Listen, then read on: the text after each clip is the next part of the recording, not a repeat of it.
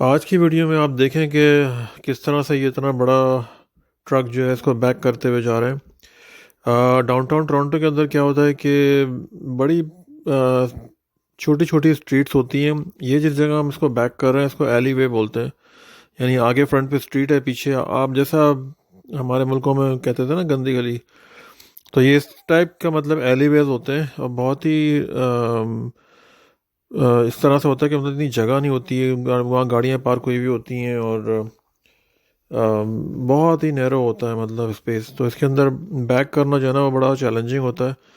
और क्योंकि पीछे नज़र को कुछ आता नहीं, सिर्फ मिरर्स होते हैं, तो उसके अंदर जो है ना वो काफ़ी सम टाइम चैलेंजिंग हो जाता है ये सब करना। तो एक्सपीरियंस ड्राइवर जो है ना वही सब मतलब कर सकता है, क्योंकि साथ में ये सब नई नई गाड़ियाँ खड़ी होती हैं, सब चीज़ें हैं, बिल्डिंग्स हैं, वॉल्स हैं। अगर आप किसी को भी आपने टच कर दिया तो फिर वो एक बड़ा इशू मतलब बन जाता है। और यहाँ पे तो मतलब ऐसा नहीं कि चलो यार गलती हो कोई बात नहीं यार चलो, नो, यहाँ पे तो आपको अपनी गाड़ी का इंश्योरेंस देना पड़ेगा, ड्राइविंग लाइसेंस, ओनरशिप सब कुछ देना पड़ेगा अगर आपने डैमेज कर दिया तो।